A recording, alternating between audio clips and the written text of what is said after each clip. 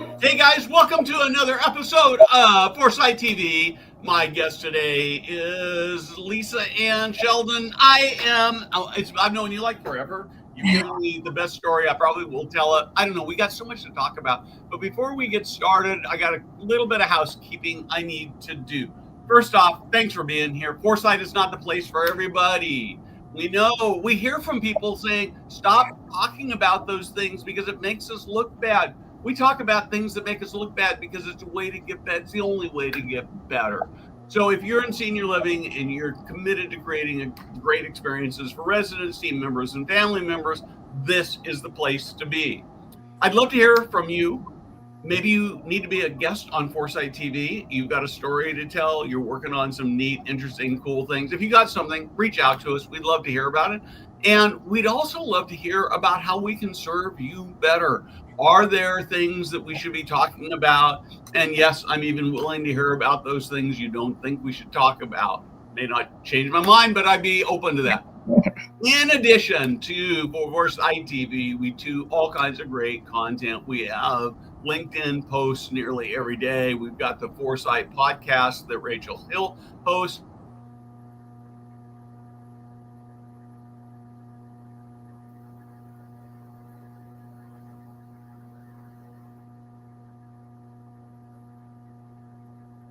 On the screen, there's also a link in the chat. Steve, you were frozen for a little bit. I'll go back behind the scenes now. It's my first time popping up live. Hi, everyone. Oh, man. Oh, that's terrible. Now I'm right in the middle of where I was. Now I'm completely lost. Okay. And the last thing I want to tell you about is we know that every leader wants to have a great workplace culture, but too often it feels impossible. And great workplace cultures are ultimately only about how people feel about the workplace, the work they do. It's interactions between human beings. We have launched Practical Passionate Leadership on Substack. It takes me back to my roots of looking at and asking the question, how do we make the lives of frontline workers better? We offer up great content, 2 content pieces every week, a couple times a month. We give you specific practical passion things that you can do, that your leaders can do to create a better workplace experience, make it so that people love coming to work. And with that, let's get on with the show. Now I'm all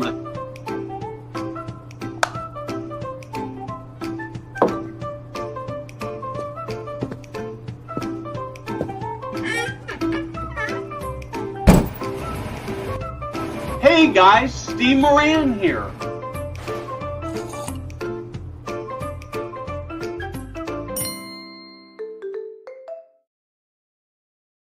So Lisa, we hate it when we have these technical problems or we just mess up, right? But I was watching a news show a few weeks ago, and they had somebody making commentary from a remote location. The remote location just happened to be where they were, and this is national TV, and the quality was just terrible. And I watched that, and I thought, yeah, it happens to everybody. And these are people who've got $1 million equipments, and we're just working off the best we can. Yeah. So Lisa, it does. Lisa, we met, I can't even remember how long ago, fairly early on when I started doing Foresight. You gave me, as I mentioned earlier, you gave me the story I probably told more than any other story about what empowering team members, frontline team members, to do the best thing for residents look like. I'm going to leave that just as a tease. We may get to it, but probably won't. So you'll have to look for it another time. But let's start with who you are and what you do and what your passion is. Oh, well, first of all, thanks for having me on. I'm kind of excited. I'm a little bit nervous, but excited to be here. I've spent over 30 years, and I can't remember either, Steve, at which point we met, but it's been a long time. Over 30 years in the senior living and healthcare industry, leading operations, new development, helping organizations with their infrastructure and grow. I've had the opportunity to oversee teams of over 2,000 people, not 20,000, 2,000 team members, lead a $75 million transaction, help clients increase revenue by over 150%. So I'm the former CEO of multiple senior living communities and the founder of my own management company. I started that from ground up and successfully sold that in under 4 years.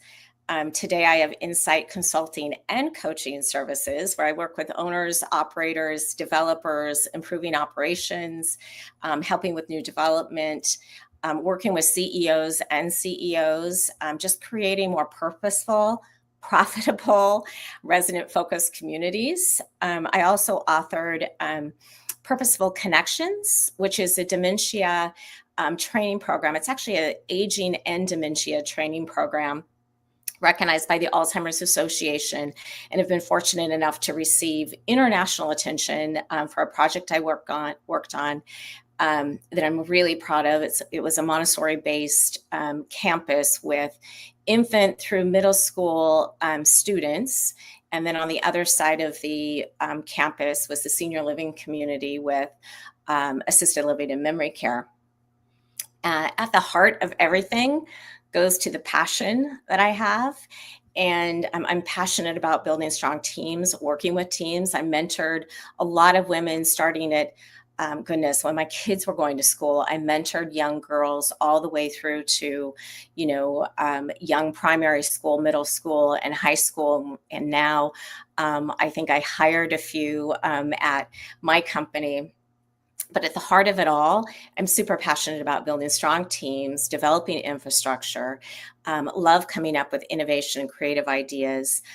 Through my consulting, I love helping others succeed and make just lasting impacts. Sounds a little bit corny, but I really do believe in making a difference, that what we do can make a difference in our residents' lives and in our employees' lives. So I love this so much. As I said in the intro, and I've talked about it on this show before, my big sort of confession is that while I love senior living, I actually don't like old people that much. And my passion is really the frontline staff. We have this unique opportunity to change individuals' lives, their families' lives, give them purposeful work that changes the world. And while I know there aren't enough frontline workers in this country for all the frontline jobs. Yeah. When we do culture right, it should be senior living that is not having trouble filling their positions. It should be Starbucks and McDonald's and Taco Bell and those companies where there's really no meaning in what they do. So this is just you're speaking my language. So I'm gonna, and I'm gonna, just for the audience, she knows this question is coming. You've gone through a pretty tough time in your life the last few years, and I'd like to have you talk about that. The last couple years. So after selling, and that's what you mean specifically, right? Yeah. So I don't know if I expected the question of the last couple years, but the last couple years, I sold Insight Senior Living, the management company, and I had a beautiful 15-month non-compete period on that purchase and sale agreement. And during that 15-month time period, I chose to spend some time going to a coaching academy. My son was doing a study abroad in Sydney, Australia. And so I chose International Coach Academy out of Sydney, Australia to do coaching. And I found that there were some benefits to me personally, and how I interact with people and how I interact with teams, and certainly how I do my consulting. Most of my work right now is, I would say, consulting, but my coaching helps, my coaching education. But through the last couple of years, it has been a challenge. I've building up a consulting business.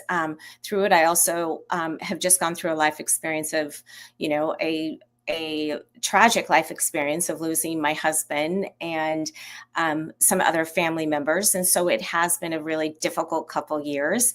But through that, you have to find where you're passionate about. And, my faith actually led me to this senior living career where I volunteered at a young age. in Turner, Oregon, at Turner Retirement Home, way before assisted living was there. And years later, my grandmother moved in with us who had Alzheimer's. And so for me, I think that what drew me to senior living during the last couple of years too, where it was something that I could lean on, both, my faith directing me again back to senior living. I worked with clients at that time that I could go to what I knew best. I had survived through COVID, which everybody knows COVID was difficult. I opened a few buildings. I broke some records on break even at a building during COVID. So did some really amazing things during that time period, and trying to also help with, supply, demand. I mean, we were just going through a lot, right? Staffing and everything else during that time period. So I made it through that, through a lot of faith and through a lot of hard work, and just drawing on, that experience that I've had over the 30 plus year career. But then during this 2 years, I did the same thing. I went back to, I'm drawing on my faith and I'm drawing on what I know. And I'm working with clients that are open-minded and humble enough to know that we don't know everything, right? Sometimes we're working together and trying to figure things out. But I think this last 2 years, although difficult, I'm getting to places that are good places to be, working with clients that are good to work with in an industry that I feel very passionate about. I love that. So I'm going to talk a little. One of the things that I'm particularly concerned about right now is that as occupancy across the board in senior living has gone up, it may be as high as it's ever been in recent history. And that coupled with REIT-owned buildings, private equity-owned buildings, I see posts and I see signs that even though economically things are really good for the owners of these buildings, and presumably mostly for the managers of these buildings, that instead of making it better for the people who are working in the buildings, it's actually worse. And the sense seems to be that no matter how good a job they do, the pressure is always there to increase margins, and they feel burned out and frustrated. And I worry that in a paradoxical way, that we are going to end up in the situation where we're doing better and it actually hurts the quality. So any thoughts? Well, I think that, first of all, I think that even though we may hear some of those negative things about senior living, I mean, that's what makes news. I always like to just point out that we have amazing team members. And, the story that you were referencing, years ago at one of my buildings where I just had a superstar at that building. You can times that by thousands of superstars at the buildings. And that's what's kind of humbling when you do go into buildings. We just have people that come in and don't necessarily understand sometimes what they need to do and what the responsibilities are and the impact that they can have on a daily basis with our residents. So I think that we have to remember those pieces first, and remind me, because I'll tell the story, but we have to remember those pieces first. And I think what's important right now is us gaining our culture in our buildings. And, I think culture starts with shared goals, having a really strong mission statement or something like a set of goals that you have. I just happen to use a mission statement successfully at buildings where I felt strongly about it and passionate about a mission, and making sure that every team member that was hired knew what that was and that they agreed with that and they were on board with that. And then there's a series of things that you back that up as good leadership. You're modeling those things, but you're present, you're seeing those people. Like, I think all of those things are important. So I think we have some opportunities out there for sure. I think that there are some operators, Oregon is full of good operators. Oregon, Yep. Generations and Radiant and all of these people, right? the Springs and Touchmark. I mean, we have some amazing properties, amazing operators. And so I think that, knowing that, I think also, though, that those operators, as good as we are, we have to sometimes remind ourselves, which honestly is sometimes what I'm doing as that consultant coach, is reminding them, what's your infrastructure? Where did you start? Like, what's your passion? Where is that mission at? And how can I see that at your buildings? I love working with operators that are humble enough to say, hey, I need some help, and I need some, 30 plus years of experience. And some of these operators, by the way, have just as many years of experience that I do. And I wish I would have had someone sitting right with me to just, concentrate on discussion points and, where's our next direction? And, just to have that open dialogue with someone that's not reporting to them or that they're reporting to as in a board of directors or such. But I think that there's a lot of good things. I think that we're going to have disruptors in our industry, and disruptors can be all different types of things. But I think that, we know that technology, we know that the home care industry is a competitor. What other competitors are we going to have out there? But, if we think about our residents and know that one of the lessons that my grandmother taught me was when she had Alzheimer's, but certainly before, my grandmother was a unique individual, and she was an individual. So when she had Alzheimer's disease, no one should be categorized into that category of, oh, you have Alzheimer's, so we're going to treat everybody with Alzheimer's the same. That's not what we should be doing. And so I think that kind of getting way off track from your original question there. Okay, that's good. So much about senior living and so much about the opportunities that we have. But I want to go back to the golden, stars that we have at our properties because they don't get enough credit. And I think that the story that I gave you years ago that I know that you've repeated, and I appreciate that. Thank you, because I'm proud of moments like that. I'm proud of the people. It's, I don't want to take credit for those golden stars, but that particular situation was a difficult situation that many properties have where, a resident did not want to take a shower. And the care staff were talking to each other and trying to figure out how we could get this gentleman who was getting a little offensive, how to get him into a shower. And he just didn't want to. And so this beautiful housekeeper was hearing some of the, because the team was doing a huddle on, okay, how do we do this? And how do we do this? And she heard this a few times and she thought, this resident, like I know this resident. And so what was beautiful is that housekeeper went in there and she's like, let's dance. And so she got the resident to, he loved to dance. He loved music. And she knew that because she would have her music on or he would have his music on and she would be housekeeping and cleaning. And then she would leave and come back. And so eventually she figured out a way to have this gentleman take a shower. And she said, once you get all cleaned up and, let's get you, all spiffy and everything, dressed up and shaved. And then let's just have a real dance. And so she got him in the shower. She got him all shaved up. She brought him out and they danced. And that was my employee of the month for that particular property based on this and 100 other things that she did.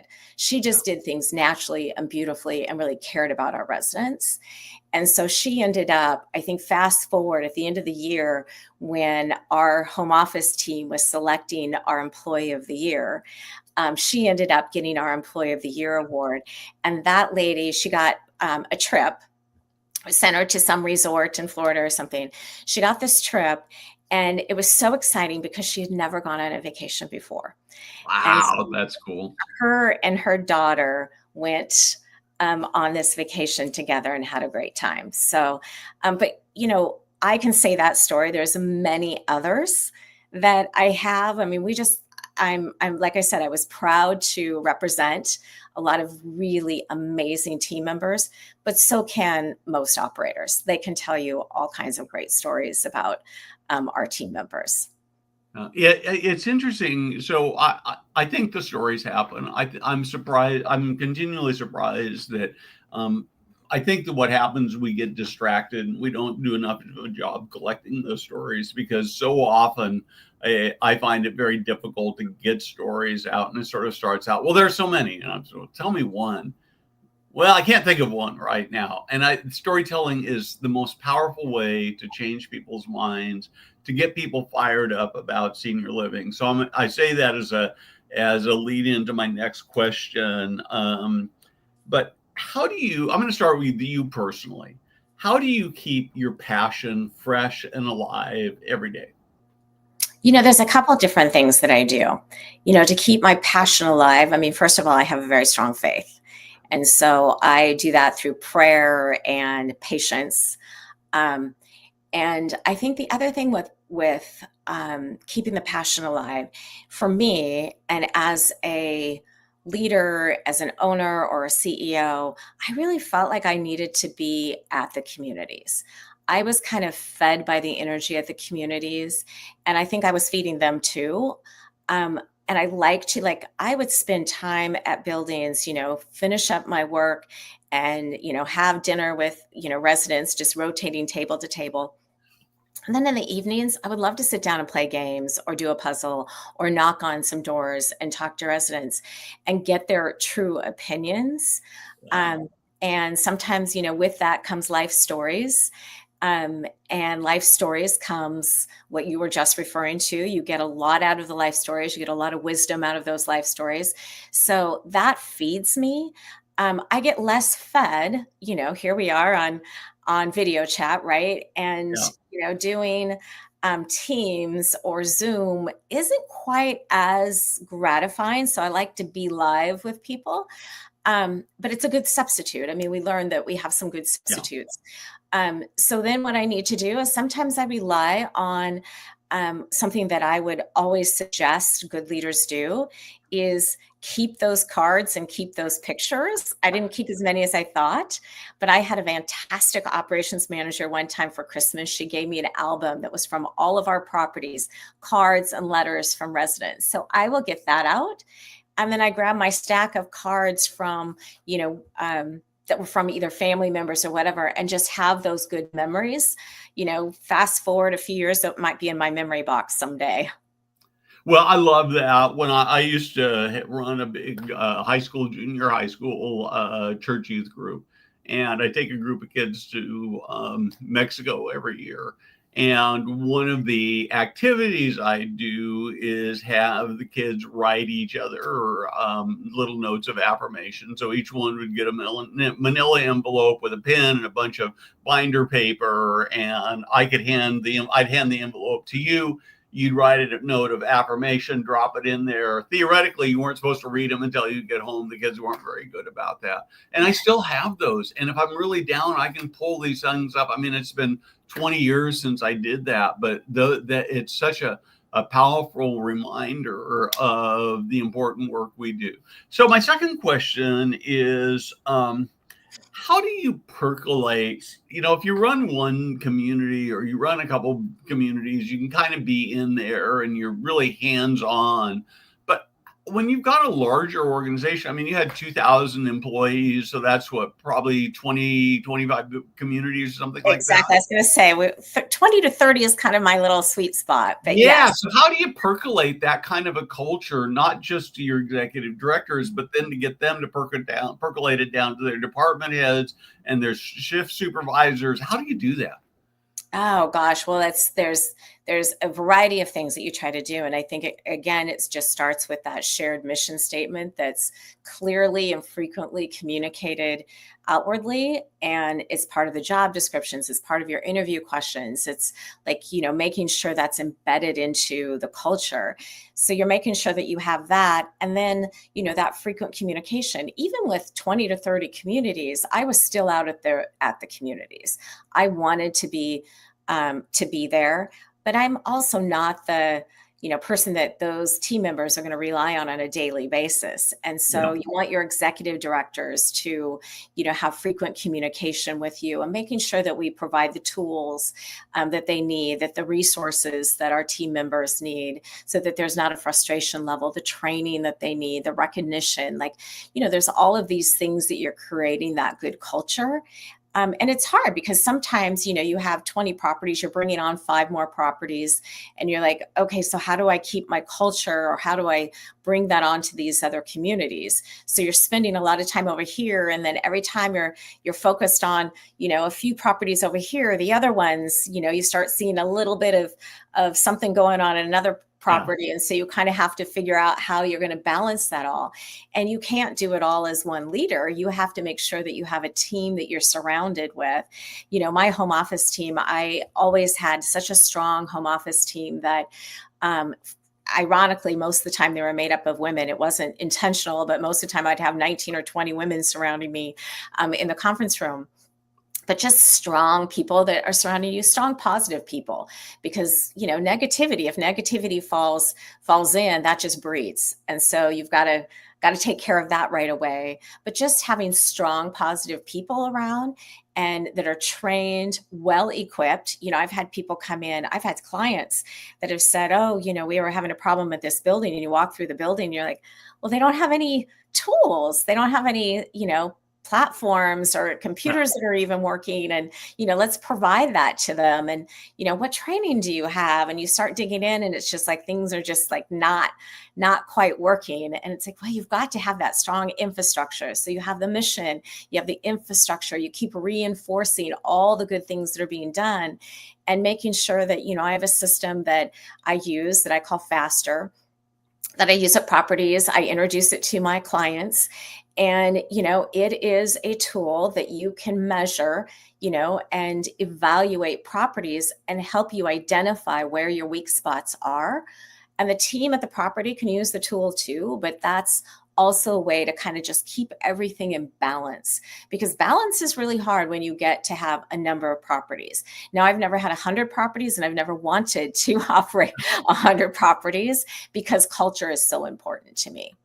Well, I will tell you, there are a lot of people, most people in the industry feel like sort of the optimal size is, 50 or maybe 75 communities, and that it's impossible to do senior living at scale.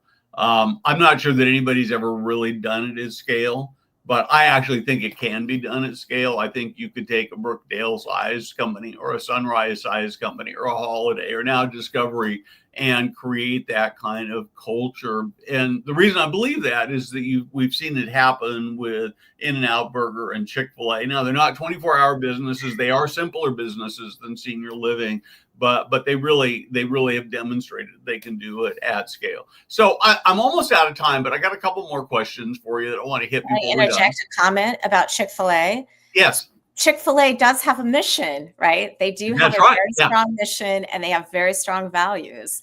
And, just knowing that makes me a fan, right? So that's one way that they've been able to build that culture within all their locations. Yeah. And I think they're quieter about it, but I think that same thing is really true with In-N-Out Burger as well. I've been to In-N-Out Burger University. Amazing experience.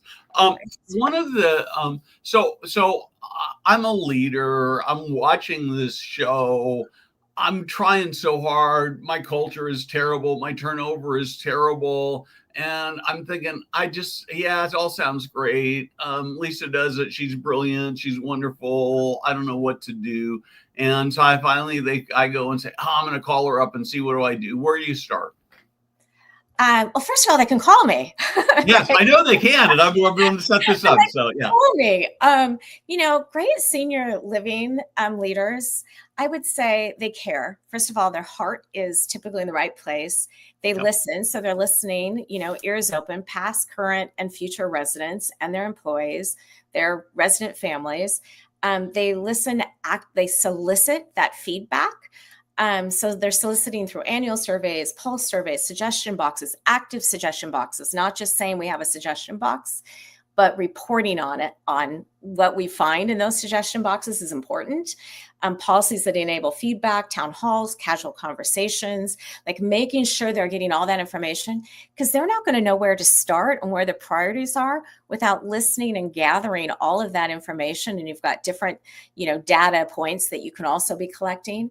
But, with the defined goals, whether that be mission or whatever, define goals that inspire trust and results. If they have those clear standards, getting the tools, and they're listening, they can develop a plan right from that. So they just need to be driven, seek results, and work hard. It's a And hard. how long does it take me to get better? To get better? Well, it depends. Just, It depends on what the issues are. It takes some time. I remember when I took over a company, and I remember I was taking over from a CEO that was very well loved with the company. And, the circumstances were such that he was leaving and not everybody wanted him to leave. So I remember the owner of the company saying, "Lisa, how are you going to be liked? Like, you're coming in after someone who is well liked, and they're not seeing you as, oh, great, here we have a new change. This is wonderful. They're seeing this as bad news. Like, how are you going to be liked?" And I said, I'm just going to live the mission statement. You guys have a great mission. I'm going to model that. I'm going to be present. I'm going to try to do the right thing. And, sometimes it takes a little bit of time. It takes months, and some cases I've turned around properties that are incredibly bad shape, regulatory stop placement, actually even a revocation of license situation. I've done a few of those. And those are hard. Those take over, those are probably closer to a 2-year turnaround. Yeah. But there's some work out there that we can do, but there's opportunities. Yeah, I love that. And you are a master storyteller. I appreciate that so much. So, speaking of stories, I want you to tell me about your you told me the story before we went on air, but I want to hear about your prep with using AI, and then we're going to see how I did. Well, AI is definitely going to be one of the things to look for in the future. But in prepping for this interview, which I didn't prep much, so what I did was I went on to ChatGPT and I said, "What are questions that a podcast interviewer will ask me?" And so popped out a list of questions. And at the end of that, ChatGPT said, "Well, if you tell me the podcast interviewer's name, perhaps I can personalize the list." And so I said Steve Moran, and Steve Moran is known for, and it gave, a brief summary, and then popped out these questions. Great. And so how did I do? So how did you do? Well, one question I'm not sure. I think I probably answered it without answering. But I think that you are asking, I don't think that ChatGPT did 100% on this. I think ChatGPT did probably a 20%. Okay. Great. Well, I think you need to send me this so I can take a look at it. I will. I'm a big fan of Guy Kawasaki, who runs a podcast, and I've asked it sometimes with guests. I didn't do it with you, but sometimes I've gone in and said, "Okay, pretend I'm Guy Kawasaki asking questions on Foresight TV. What would I ask?" And I usually use about 2 or 3 of the questions, and then it goes off in its own way. And so I never use very many of them. But and of course, with a great guest like you have a lot to say, and so you ultimately do a lot to guide the conversation, and that's frequently the case. So before we sign off, I just like to have you talk a little bit about how people find you, the kind of work you're doing now, who are the ideal people for you to work with? Ideal would be open-minded, humbled, as I mentioned before, people that are willing to listen to different ideas. And, I work with, I think I mentioned management companies, owners, operators, hoping to get a few REITs on board as well. And, working with a lot of infrastructure. But I really like working with my CEOs and COOs, kind of working alongside them where, we talk about, what the kind of topic of the day is, if you will, and the projects that they're working toward, and always working toward, the defined goals. So I do a lot of that. I'm working with developers, although the developers, have been a little bit slow in the last couple of years. I'm starting to get a few more calls on some new development. And what I really love about new development is I can go into a town, typically I'm not going into a city, but I'm going into a town and really learning about, why people live there, what they're interested in, and get a pulse, not just reading the market study, and then coming up with individual programming for a community, and working with the architects, interior designers, the whole development team. So I'm looking forward to doing more of that. But yeah, those are my clients. And looking for, like I said, a REIT or two. Great. So if you got buildings, you're struggling with culture, you're struggling with occupancy, you're struggling with margin, reach out to LisaAnn. Yes. With that, thank you so much for joining me. This has been amazing. I want to say thanks to Jada for producing the show behind the scenes. She does an amazing job, and I love your passion. I love your storytelling. I'm so glad you were willing to join us. Thank you, Steve. Thank you for having me.